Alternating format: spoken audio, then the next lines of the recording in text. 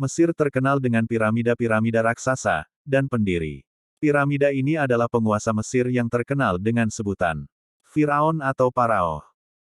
Sampai sekarang masih ada perdebatan bagi para ahli. Siapakah Firaun pertama atau setidaknya Firaun pertama yang menyatukan Mesir hulu sampai hilir? Muncul nama Menes, Narmer dan juga Hor-Ara. Beberapa ahli sejarah Mesir kuno percaya bahwa Menes dan Narmer adalah orang yang sama. Menes maupun Narmer mampu menyatukan Mesir yang pada awal perkembangan terbagi menjadi dua, yaitu Mesir hulu dan Mesir hilir. Berdasarkan sumber Herodotus dan Sincelo, pemerintahan Narmer berlangsung selama 6 dekade sekitar tahun 3050 SM. Narmer dianggap sebagai pendiri dinasti pertama sekaligus raja yang pertama kali memerintah seluruh Mesir. Nama Menes diberikan kepada Narmer ketika naik tahta di Mesir hulu. Kemudian, Narmer yang cerdas dan pantang menyerah memperluas wilayah dengan menaklukkan Mesir hilir. Proses penaklukan dilakukan secara paksa seperti yang tergambar pada palet Narmer. Melihat keberhasilan diri, akhirnya Narmer membangun sebuah kota yang bernama Ineb Hedi, Tembok Putih, ke depannya Memphis, sebagai ibu kota pemerintahannya. Pendirian Memphis oleh Firaun pertama, Narmer, yang jauhnya ratusan kilometer di utara Tinis merupakan gambaran kekuasaan atas Mesir hilir di bawah komandonya.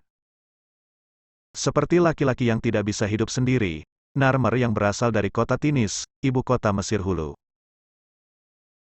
Menikah dengan Neitotep yang berasal dari Nakoda, Mesir bawah. Pernikahan ini berfungsi sebagai kerjasama antara dua kota. Neitotep dianggap sebagai ratu Mesir pertama yang diidentifikasi oleh para sejarawan. Pada masa pemerintahan Narmer, banyak sekali karya dan kuil yang dibangun. Salah satunya kuil peta, Herodotus, yang mewah. Kemudian melihat wilayah Mesir yang subur, Narmer membangun konstruksi sebuah tanggul di kota Ineb Hedi. Untuk pengairan wilayah pertanian, dan mengubah aliran sungai Nil hingga bermuara ke danau. Nama Marmer muncul pada pecahan keramik di wilayah Delta bahkan di Levan. Hal-hal ini menjadi bukti nyata bahwa adanya perdagangan yang aktif di wilayah tersebut. Kekayaan pertanian wilayah Delta, lalu kekayaan mineral Mesir hulu serta pertemuan berbagai rute perdagangan membantu membangun kerajaan Mesir yang besar. Meskipun sudah berhasil menaklukkan Mesir hulu dan Mesir hilir, ada sebuah fakta menarik dan aneh, yaitu mahkota yang digunakan oleh Narmer bukanlah mahkota ganda.